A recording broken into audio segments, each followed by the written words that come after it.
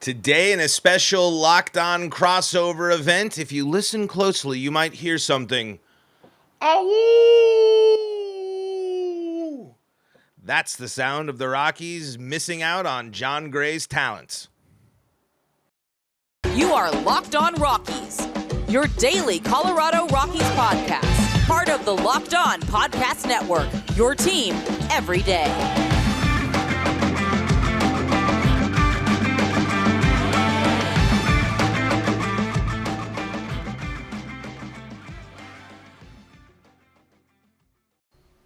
Rock on, Rockies fans and Rangers fans. Welcome into a Locked On crossover event for your Friday, May 19th, ahead of a matchup between the Colorado Rockies and Texas Rangers. You can find all the action on the Sirius XM app and on Sirius Radio. Just search Rangers or Rockies there, and you're going to find the feed of your choice. Today's episode of this Locked On MLB podcast crossover is brought to you by Birddogs. Go to birddogs.com/LockedOnMLB, and when you enter promo code LockedOnMLB, they'll throw in a free custom Birddogs Yeti-style tumbler with every order. Today on this wonderful podcast, Paul Holden, I'm going to talk with one of my favorite podcast hosts on the network, Bryce Patrick, about this Rangers-Rockies series that, again, Rangers fans, every time I come on this podcast, I'm going to keep bringing them up because, boy, howdy, is this season a prime example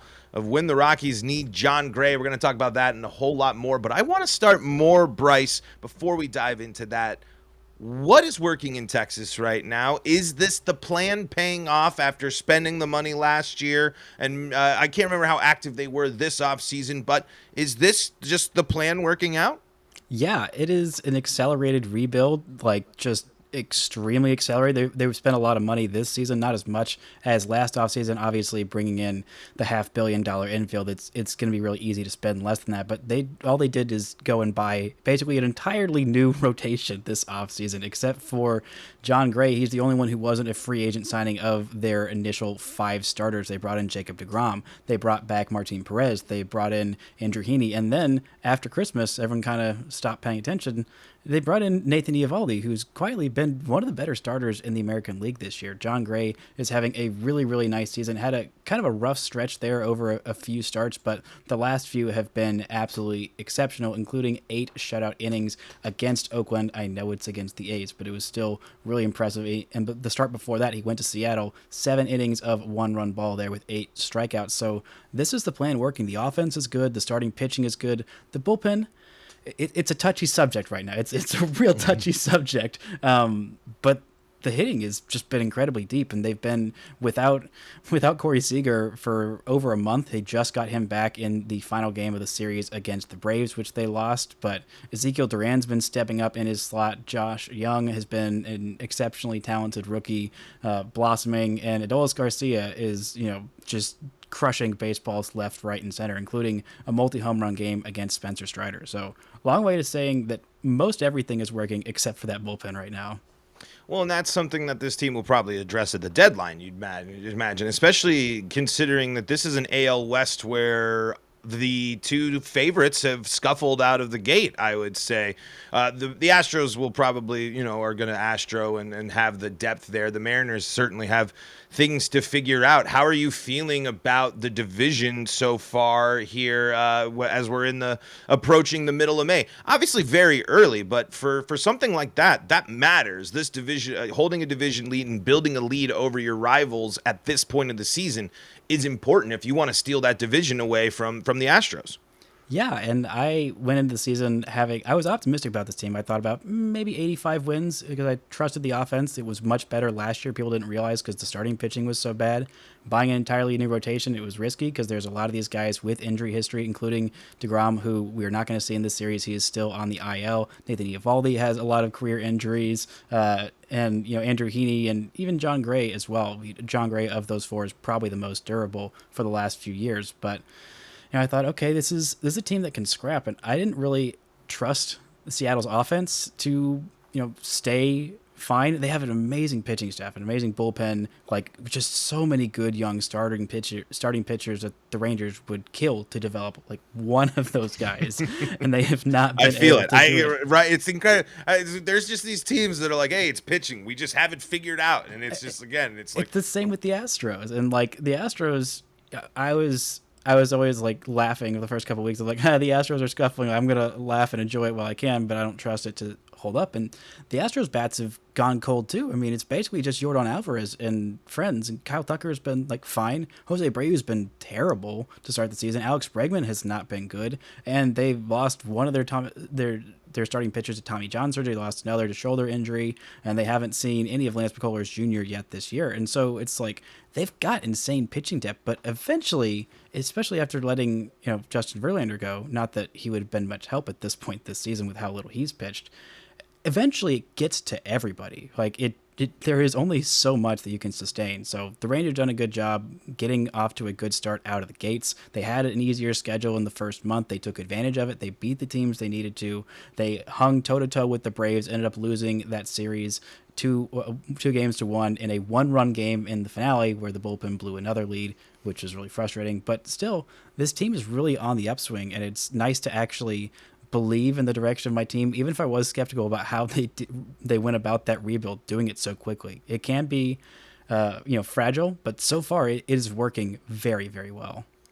Believing in a direction, something I wish I could say as well. There's some things that appear to be working, and there's other things that are clear, glaring issues with the Rockies. And the Rockies are playing their best stretch of baseball this season right now. Over the past 3 weeks, they have been winning multiple series in a row. I believe they have won like four of five their last 5 series, including and against pretty good teams. But this is a good Rangers team, and it's a road series for the Rockies. So this is going to be a big test to see if this rebound that the Rockies are going through right now is going to be sustainable, because the injury list is long for the Colorado Rockies, and their starting pitching depth has been completely exhausted at this point. And just hearing a Jon Gray, 7 innings, 8 strikeouts, music to my ears of exactly what the Rockies are looking for, because the biggest thing of losing Jon Gray and German Marquez this year to Tommy John is the Rockies don't have someone who's going to come out there and just dominate you and strike you out right now, which is the big worry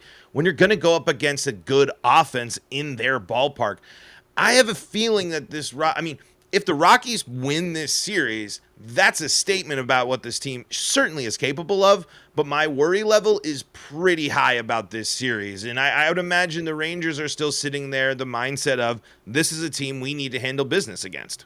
Yeah, absolutely. And the Astros, in 6 of their next 9 games, are going to be against the A's, and they are really on the upswing. I think they're on a 4-game winning streak, and the Rangers still do have a 2-game lead over the Astros in division, but it's like, all right, you cannot afford to, keep them at bay. Thankfully, Corey Seager came back. The Rangers needed that. But like one of the things that I liked about Jon Gray when we talked about it whenever they first signed him is the Rangers also didn't have a whole lot of strikeout guys in their rotation. Martin Perez last year, not a big strikeout guy. That's fine. There wasn't a whole lot of guys doing much of anything well in the rotation last year outside of Martin and Jon Gray. But this year, they really have prioritized guys who strike a lot of guys out and don't walk a lot of guys. And Jon Gray has done that for the most part. His strikeouts have been really down this year. He had a couple of, I think, 4 or 5 straight starts where he only had exactly 2 strikeouts in each of those. But they have Nathan Eovaldi, who's striking out 1.5, or who's only walking 1.5 per 9 strikeouts per 9. Jacob deGrom, before he got hurt, 13.4 strikeouts per 9, 1.2 walks per 9, and Andrew Heaney, who's been a little bit more walk prone than they expected him, around 4 walks per 9, but 10 strikeouts per 9. This is a staff that can strike guys out. This is a staff that doesn't walk a whole lot, doesn't give up a whole lot of free bases, which is what you love to see out of your starting pitchers. And I'm hoping that Jon Gray can continue his solid run against the Rockies. And we're going to see Gray in this series. Is he Saturday?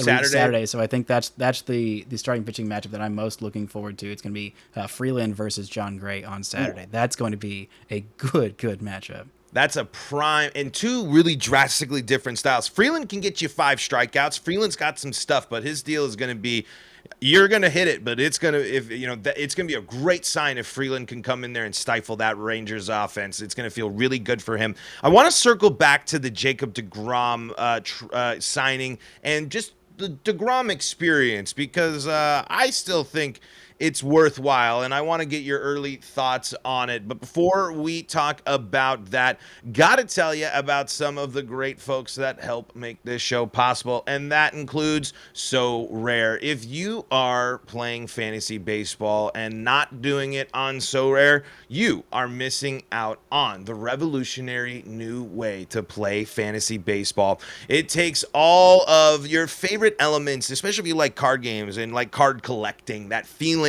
of opening a pack of cards and seeing just something pop that's really cool. Sorare brings that and the competitive nature of fantasy baseball into quite the experience. You can play in weekly game events where you can win awesome rewards like Sorare scarcity cards, game tickets, merchandise, signed tickets, VIP experiences like meeting MLB stars, and so much more. The more you win, the more you advance, and you can collect increasingly powerful cards and access next level competition. Head to Sorare.com/locked on. That's spelled SORARE.com to draft your team of free player cards. Set your lineup and start competing today to win epic rewards. Again, that's Sorare.com/locked on to start playing today. This is the Locked On Podcast Network, because I just forced into an old habit there and put up the my old lower third there. We're talking Rangers, Rockies, and we thank you for making us your first listen of the day. You can catch all the action between the Rockies and the Rangers on Sirius XM. Don't miss out. All you got to do is search Rangers Rockies there in the app, and you can find the feed of your choice. Man, that's a really, you mentioned an exciting pitching matchup there on Saturday. Kyle Freeland, Jon Gray, old Rockies buddies, old Rockies playoff rotation mates going head to head. But I want to ask about the big name signing for pitching, something Rockies fans could only dream of their team ever doing, landing the biggest free agent, or one of, I should, no, the biggest name in free agents. I guess Verlander up there as well. But tell me about the DeGrom experience. You're seeing the injury, but you see the results. Do you care as long as he's healthy in October?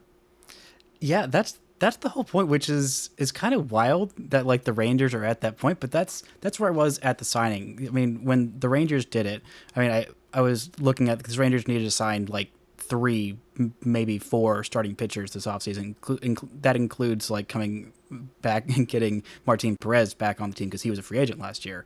But I'm like, the Rangers need some top dog, some like top of your rotation ace guy, and it was basically between him and Carlos Rodon, because they were just not going to get Verlander. Verlander was not going to go there. It was pretty clear that he was going to go to the Mets, and the Mets made it pretty clear that they didn't want Jacob deGrom, which still blows my freaking mind. Like, the Mets could really use, everyone could use Jacob deGrom, because everyone knows when he's on the hill, he is the best pitcher in baseball. And he's one of those guys who, he has had injuries the last couple of seasons, but the durability before that, I thought, you know what, like, these concerns are getting really overblown. Carlos Rodon has been injured basically every season of his career except for last year. Now he is not yet pitched, and he has a chronic back injury, and we don't know when we're going to see him. Justin Verlander has made like 2-3 starts for the Mets, and Mets fans were all like, haha, see, look what you did, Jacob deGrom's gonna be hurt forever, and blah blah blah blah blah. And it's like, I don't care if he's hurt in the middle of the season. The Rangers need him for this upcoming June and July stretch, which is going to be really brutal.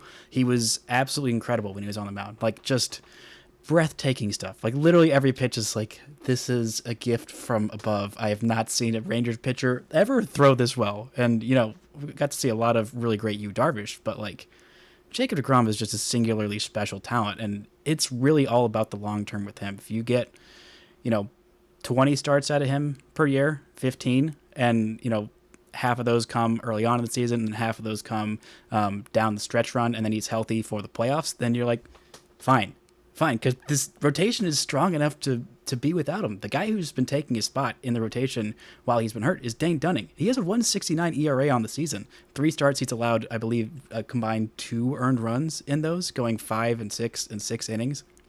He's just been so incredibly good, and he was one of the few decent starters last year. He was relegated to a bullpen role, and they also they traded for Jake Odorizzi, who's not pitched at all this season. He had a shoulder injury. They thought he was going to be kind of the six-ish man in the rotation, which is why the Eovaldi signing kind of confused me, because it's like, okay, they already got 5 pitchers. You're already shoving Dane Dunning either into the bullpen or AAA. So it's like, do you really need him? And you do, because there is always risk with pitchers of injuries, no matter who they are, no matter their track record. So just go sign a crap ton of them and hope that most of them will be healthy. And for the most part, that's kind of worked out so far. And I really respect Chris Young and the front office's decision to go do that, because I think that's a really smart move. It costs a lot of money. You can't do it every year. But when you can do it, by golly, go do it. Yeah, I mean, and it sets up control for a while too. And again, I don't think it's outlandish to say I think baseball teams are going to embrace the NBA mindset, or at least pitchers are going to do a little more load management stuff. Like, hey, do you need to send DeGrom out against the A's in the middle of July? Like, unless you're in a stretch that you really need to, like it's 100 and whatever degrees, or and those things. They like, do have a roof, which is the only reason why they could get right. any starting. But like, I mean, there's just X, Y, Z. Like, is it really all that crazy to say we're gonna scratch, DeGrom here, and he's just, I mean, maybe that messes up the rhythm, maybe the flow of pitching and all sorts of that type of stuff, but I don't think it's going to be all that crazy for these elite pitchers to start sitting there and saying, do I need to go start against the Rockies? Like, do I really need to go do this? Like, I mean, and I don't think that's necessarily a bad thing if your philosophy is championships, because I mean, I don't know, it's really not apples to oranges, and it's not the same thing. But you look at the impact of, say, the Miami Heat having their big superstar, great player healthy in this moment. He's so crucial in that series. I feel like the Rangers would feel a heck of a lot better if they knew going into a 3-game wild card playoff, or 2 weeks down the stretch, and it's division games down the line, and either the wild card or division series is on the line. You're gonna feel a heck of a lot better knowing that you got DeGrom there to do that. And if that means skipping a couple middle of the season starts, I don't think that's the end of the world. Yeah, it's a smart thing to do, and that's something that the Rangers didn't really have when they were going on their deep runs. I mean, they did in 2015 and 16, which is why it's most confusing to me that those were the 1 year that they did have both Yu Darvish and Cole Hamels both at their peak and healthy was the year that they were swept by the Blue Jays, which just perplexes me to all heck. Like, because those two guys were way better than anybody in the starting rotation for those 2010 and 2011 teams that ended up going to the World Series. They had probably the deepest offense in all of baseball, and a pretty decent pen, and like okay starting pitching around the board. But like, if the Rangers, who have a good offense, obviously a shaky bullpen, go into a 3-game series with anybody in baseball, and you throw Jacob deGrom out there number 1, and then you throw Nathan Eovaldi out there game 2, like that can go toe to toe with anybody, and you might even feel you have the advantage over anybody in both of those starts with those starting pitchers. Then you have the top 3 year lineup in, Marcus Semien, who's been incredible this season. You have, Corey Seager, who's one of the best shortstops in baseball, and Nathaniel Lowe, who is really underrated. And then, in your 4 slot, you have Adolis Garcia, who has 13 home runs on the season and an 861 OPS. Like, and you just look up and down that lineup and you think, why couldn't this team go on a deep run? And it's really all about keeping Jacob deGrom and Nathan Eovaldi healthy for the postseason and just keeping yourselves afloat until you get there, which is a really fun new experience for me covering this team that's been pretty bad since I started back in 2019. This is a fun new way of looking at a team. Yeah, and again, ask the Phillies. Get to the show and then see what happens. It's the exact blueprint. I mean, winning the division is great, but as someone that could attest, when the Rockies get back, unless some sort of regression happens from the top, but we'll see if the Dodgers ever cease to be a machine of just greatness, at least regular season greatness. The Rockies have, they're not going to have those similar types of opportunities, and that's what's disappointing, because the Rangers said, hey, we weren't very good, and we're going to go spend some money. And then they're like, oh, that's interesting. And then I remember talking to you last year, and you pumped the brakes on everything. You said, it's not there yet. There's still holes, but this is the foundation. So when you're the Rockies and you're sitting there and you see the Chris Bryant, and you're like, oh, okay. And then what's next? It's not a change of who you are. You're not going and making crazy moves. You're not adding in, enticing pitchers to come and play. That's the big difference. I think the Rangers, the plan's working. I actually just did a crossover with Locked On Reds, and they a lot of trades, but the haul. I mean, that's a lot of it's a lot of players you have to unfortunately move on from, but it wasn't working. So you move on from those players and you get everything back. The Rockies aren't in that situation. So I'm kind of sitting, the Rockies are playing good ball right now, but it's not great ball. It's not wild card winning ball. It's not division winning ball. They kind of remind me of the 2019 Rangers because that team was really scrappy, got out of the gates really well, had a lot of guys that Joey Gallo was on MVP pace, and then he got hurt in the second half of the season. He made his first All-Star team that year. Hunter Pence had a career year, towards the end of his career, and was fantastic. Danny Santana, out of nowhere, had an 820 OPS playing center field every day. And it was like, wait, what is this? And then they also had the two best Baseball Reference pitching war seasons by starting pitchers in Rangers history that year. Both of them in Lance Lynn and, who am I? Why can I not think of his name? Mike Minor. Yeah, both of those guys. So it's okay, and they probably needed to tear it down, and they didn't.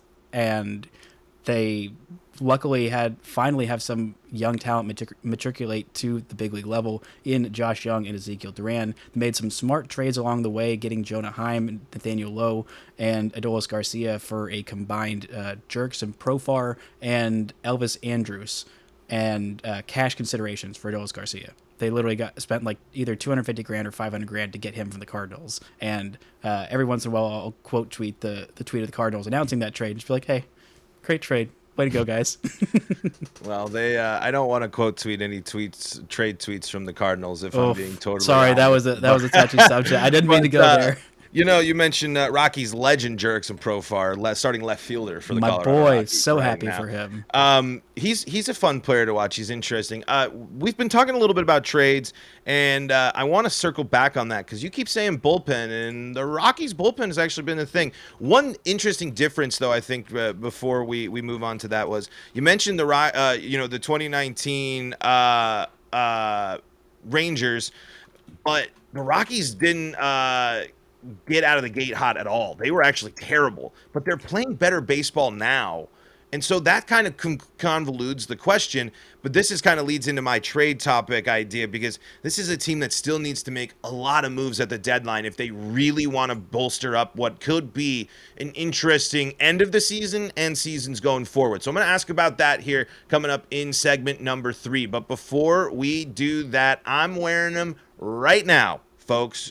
I got my Birddogs shorts on right now, and they're perfect for a guy like me because I'm a shorts guy. I'm shorts all the time, 24/7. I wear them all the time. I'm lucky enough to be able to wear shorts to work because I run hot, so I got to wear shorts. But people are like, "Hey, you got to stop wearing the sweatpants shorts out. That's not a good look." And I said, "You know what? Okay, fine. Let me go check out these Birddogs, and they're a hit. A hit with the girlfriend, a hit with me. They got a nice elastic waistband that's good for a guy like me that's a little bit of a thicker dude. It kind of helps make things a little bit better. And one of my favorite secret features, pockets with zippers. They got the zipper pockets. So good. Yeah, and not only that, they're double pockets right on top of each other. So you got all the needs that you could get of a cargo pant in the stylistic, nice short. They're good for any activity. You can enjoy a nice leisurely business casual day on the golf course or maybe just walking around on the town. You can check out birddogs.com/LockedOnMLB. And when you do, you can enter promo code LockedOnMLB, and you're going to get a free custom Birddogs Yeti-style tumbler to go with every order. It's summer. It's shorts time. Get you a nice tumbler and great pair of shorts at birddogs.com/LockedOnMLB. Thank you for making the Locked On Podcast Network your first listen of the day. Free and streaming on every streaming service. You can check out Locked On Rangers on YouTube as well as Locked On Rockies. When you hit that subscribe button, that's one of the best ways to help out the show. And I don't know about Bryce. I do my shows live sometimes, so you can be part of the live chat. If you ever want to come chat with Rockies fans, you can see when we go live and hang out with some Rockies fans and talk all about Jon Gray. Did you like my wolf impersonation to start the show? It's beautiful. Moved You my guys do the soul. Gray Wolf thing too? Is that a No, not so much. disappointing? I guess maybe Colorado. It's more, maybe I guess I don't know. There's Wolves more. in Texas. That's got to be a thing. I haven't really seen it. More coyotes than Okay. wolves. But that was Gray Wolf was a big thing. We were always doing that, so that was why I did the call there. I think this is going to be. I think we don't want to need to do too much preview of the series because I think we covered it. It's a good Rangers team that needs to take care of a bad Rockies team, and it's a Rockies team that says, hey, wants to say, hey, we're scrappier. A team that's actually been better on the road than in the past. This is a Rockies team that hasn't been a pushover on the road, so we'll see how this goes for this Rockies team, and especially what's helped them on the road is the bullpen. I'm curious if the Rockies and Rangers might be in talks to move. There's Brent Suter, who's been great for the Rockies after just being picked up there when Milwaukee moved on from him. I wonder. I hope the Rockies don't move on from him, but maybe they might be interested in a Justin Lawrence, a guy that has what they call a sweeper and a really cool delivery. I don't think the Rockies move from Lawrence, but there's certainly options for the Rockies bullpen. And I'm curious, Bryce, if you've done any looking at the depth chart of Rockies bullpen and say, hey, let's actually go trade for a Rockies pitcher. Honestly, yes, I have. When I was pulling up the baseball, I was like, let's see, because I was doing this the other day after like the what feels like the millionth blown save by the Rangers bullpen. I'm like, all right, which one of these bad teams has a reliever that we can get now? Because I'm sick of this. But the Rangers have a lot of depth in their farm system. I always get nervy about either signing bullpen arms or trading for them, because those are the trades that can always make you look years later and feel like, oh, that was such a stupid trade. Like, Yordan Alvarez, who was in the Dodgers system, who they traded for a mediocre Houston reliever, and O'Neal Cruz, who was also in the Dodgers system, who they traded for a mediocre reliever for like a year. And look at both those guys Dodgers. now. It's like, oh, they can just give away those guys and still have so much talent. Just like get James Outman to come up, and in a year they didn't do anything in free agency. It's just like, oh yeah, they signed Noah Syndergaard, who kind of sucks now, and they're still gonna probably win 100 games. Those stupid Dodgers. But I mean, at some point, and it sucks. It pisses me off because the Rangers have been on the giving as opposed to receiving end of the trade scenarios the last few years. And it feels like every time the Rangers are not contenders, the market's like, we're not going to give you guys that much for anything you have. And then when the Rangers are contenders, like, no, you're going to have to pay everything for these guys. It's like, what's the deal? Like, They traded Yu Darvish for basically a pot of nothing. I mean, Willie Calhoun had some good years there, and I think the Rangers might have screwed that up. But, like, he was like their third or fourth prospect at the time, and Yu Darvish was freaking incredible. And they needed still him. Good. He's still good. He's still good all these years later when they traded away Cole Hamels, who, they didn't have a whole lot of value then, but they got literally nothing for him, just a bunch of scrubs. And like, it's just so frustrating that, like, I don't know what it is. I think it's conspiracy against me specifically, and the Texas Rangers to make the prices go up when they want to go trade for guys as opposed to when they're not. The only exception is when they traded Joey Gallo, which I still, as the most irrational Joey Galloist stan, will always have a hard time saying the Rangers won that trade by trading him away. Ezekiel Duran has been freaking incredible. Josh Smith has been a very valuable player on the bench, and it's hard to look at what Joey Gallo did in New York and say that the Rangers didn't win that trade by a mile. It would have won even more if he came back and signed in free agency this year, but I digress. No, yeah, I thought the Rockies. I was hoping the Rockies were at least going to see, because it sounded like a guy that might enjoy playing. I thought he would go there, and I thought that he might actually like damage the stadium with the just hit in the right field all day. I would love. I would have loved clear to see out the right field stands. There's a danger to the fans and anybody in the stadium. He's playing everyone. That's the seats to get. And it's. I don't know. There's pieces for the Rockies to be excited for, but I'm curious if you had to target in the bullpen, who would you be interested in? Would the Rockies be able to get a prospect of major league or close to major league ready, a starting pitcher, perhaps, which the Rockies desperately need? They're not going to get a starting pitcher, because the only guys that are really close there are, I was going to say Kumar Rocker, but he just had Tommy John surgery this week. Jack Leiter is on the up. There's no way in heck they're trading Jack Leiter or Owen White, two of their top guys, for for a relief prospect, unless it's like Emmanuel Clase. And even then, they're still probably not doing that, which Emmanuel Clase, another guy who the Rangers had in their system. But I digress. But yeah, I think if there's someone in this pen that I would like, I really like looking at Brent Suter. Justin Lawrence is a guy who I would really like. He's got a lot of strikeouts per 9. The walks aren't too crazy bad, and he's a right-hander. The Rangers have a lot of lefties in their pen.